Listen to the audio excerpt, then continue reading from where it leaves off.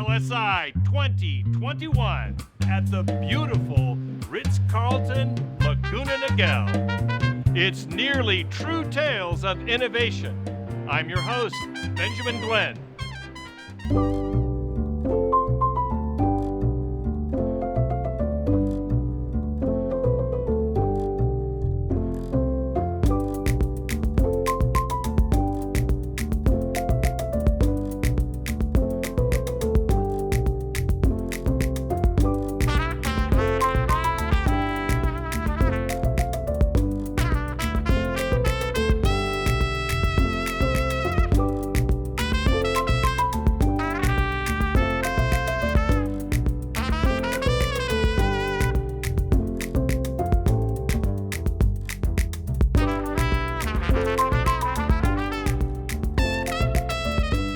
Say hello to my guest, Bill Carpou. We're here at LSI 2021. Bill, thanks for joining me. Glad to be here, Ben. So we're one day in on the conference. How was yesterday for you? You know, it was terrific. It really was, and it exceeded my expectations. And you know what I was really thrilled to see is the turnout and the in-person turnout. It's wonderful to be with you here in person. This is not virtual. Oh, it feels so good. It really does. So tell me more about Octane. You're one of the power movers around here for community and ecosystem in this end of California. So tell us more about what you guys have got going on. Yeah, I think you frame it up correctly. And I mean, Octane's been around since 2002. It was founded then, and we've really reinvented ourselves, I think, over the last several years. And we kind of look at the organization and say there's four cornerstones. And the first is all about content and thought leadership, and we deliver that via conferences. And I'll catch back up on that in a minute. The second is more community oriented, and it's where our accelerator sits. And we work with somewhere between 50 and 55 companies a year in that late seed Series A range, and Tech and Medtech. So while LSI is specifically Medtech, we straddle both both the tech side and the Medtech side. And then we've got a capital group where it's our relationships with investors and whether they're corporate, institutional, private, and we're a general partner in 3 funds at this point. And then the last is more of a consulting platform that helps companies grow and get up the curve of revenue. So there's a lot of intricacies in a rather small organization with less than 20 employees. So Bill, you shared with us that there's 4 pillars within Octane. One of them is content. Tell me more about content. Yeah, so that's really the legacy part of Octane, and we started with a medical conference, and over the past several years we have focused on tech, medtech. So those are two separate conferences: ophthalmology and medical aesthetics, and then an awards banquet. So there's 5 events, and I think what last year really did for us is it highlighted that we're a content provider, not an events company. We never really wanted to be an events company, but almost out of necessity, what we ended up figuring out was we were limited in the channel of distribution for our content. So we were creating great content, and it's as if people had to be there live, and if you weren't, you didn't see it. And so it was born out of necessity last year. And as we go through 2021 right now, we're going to move to more of a hybrid model. So as we come back to in-person events, and this is encouraging what's going on here today, and it signifies to me what we have in front of us. You'll be able to go to Octane events in person, but you'll also be able to consume it on demand. And what we really also want to do is be able to library that content so people can view it 6 months down the road, a year, on things that are still relevant. Oh, that sounds great.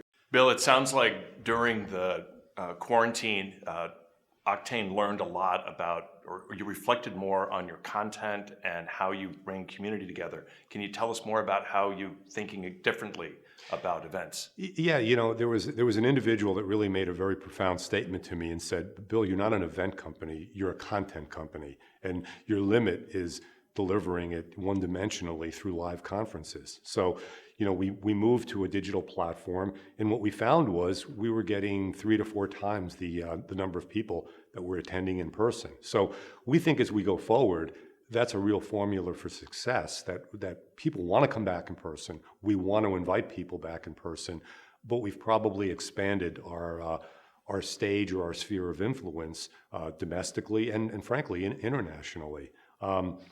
As far as the community component, everything we really do ties back to the community. Our number one stated goal is to create 55,000 high-paying jobs by the year 2030, and we're well on our way. We're, on a linear line, we're ahead of where we need to be. Which is significant and important.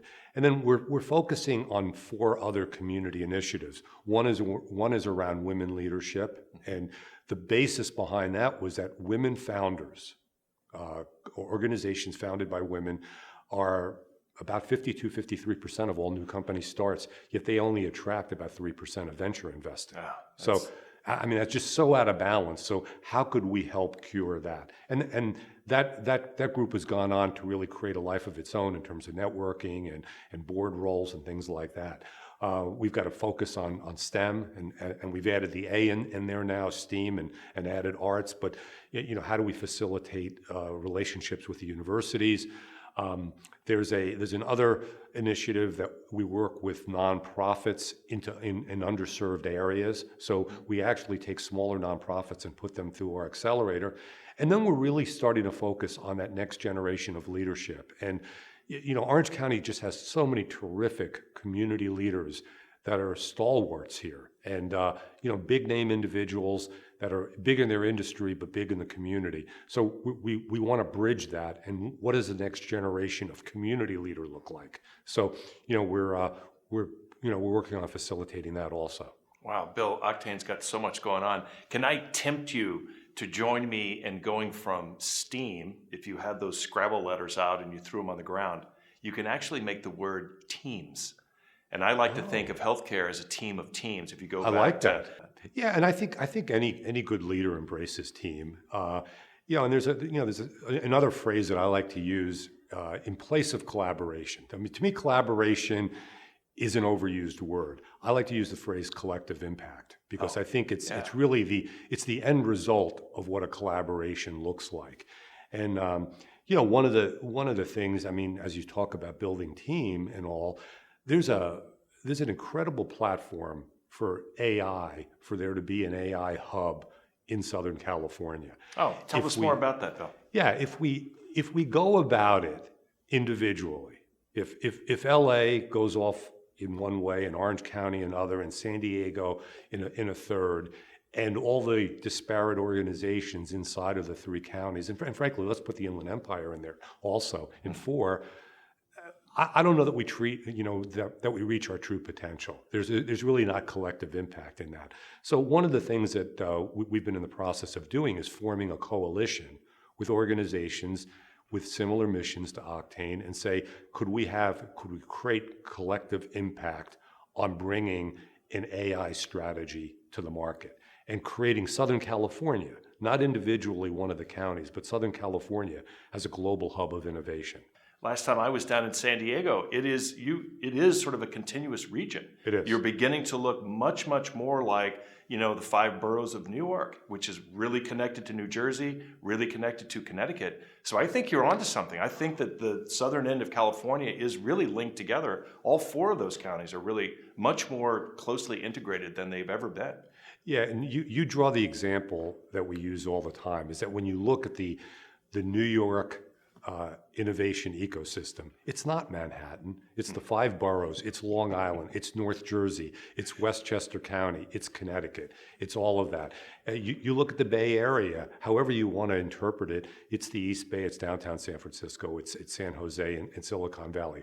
We're one of the few regions that for some reason we continue to fragment and say, well, LA is different than Orange County and it's different than San Diego. So I think to the extent that we could create a common strategy and a common set of goals and aspirations, and then everyone goes off and executes them themselves through their own constituency, I think that's going to serve Southern California much better. I think it'll serve the entire state, and we need that. Definitely, more than anything else, we need to find that unity. And Ben, California is a great place to do business, and I mean we are open right now. So, regardless of what anybody says, we are open for business.